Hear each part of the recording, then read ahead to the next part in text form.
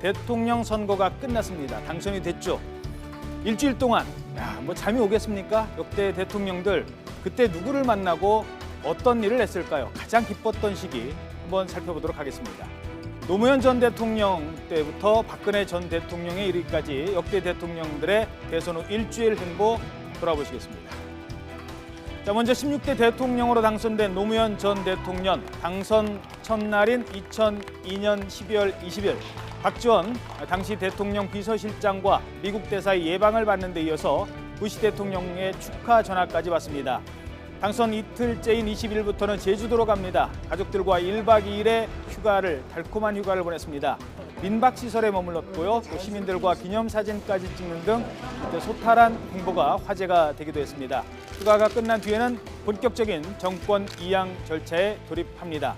청와대에서 김대중 대통령을 만난 이 자리에서 정권 인수 인계를 논의하고 당선 일주일 되는 26일엔 인수위를 구성했고 노무현 정부의 출발을 알렸습니다. 김대중에서 노무현, 진보정권, 진보정권이었죠. 2007년 12월 19일 선거 이명박 전 대통령 광화문에서 그 시청 앞에서 많은 사람들을 만나는 장면, 특히 서울시장 출신이었기 때문에 더 관심을 끌었습니다. 자, 그런가 하면은 지지자들과 기쁨을 나누고 당선 첫날인 2007년 12월 20일 미국 대사, 일본 대사 예방을 받았고요. 역시 부시 대통령으로부터 전화 통화를 나눴습니다. 다음 날인 21일에는 러시아, 중국 대사도 만났고 이 면담을 마무리했습니다.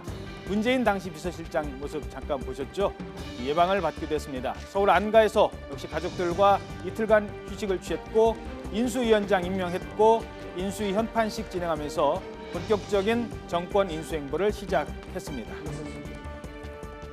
박근혜 전 대통령은 당선 후 광화문으로 향했습니다. 광화문 광장에서 대국민 메시지를 발표하는 것이 당선인으로서의 첫 번째 행보였습니다.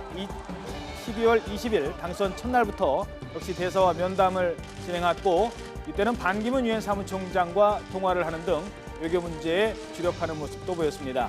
오바마 당시 미국 대통령과 이틀째 전화 통화를 했고요. 또 당선인 비서실장을 임명을 합니다.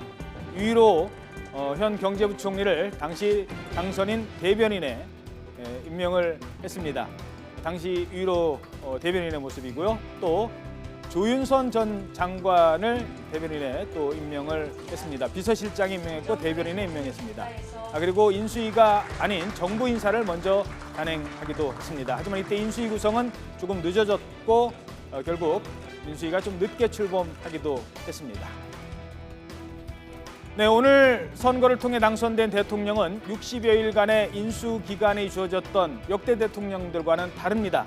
자, 앞서도 말씀드렸습니다만 선관위에서 당선 확정되는 그 순간부터 아마 내일 오전부터 바로 대통령이 됩니다. 당선인 신분이 중간에 없는 것이죠. 내일 새로 탄생한 대한민국의 대통령 시작, 과연 어떻게 시작해야 할까요?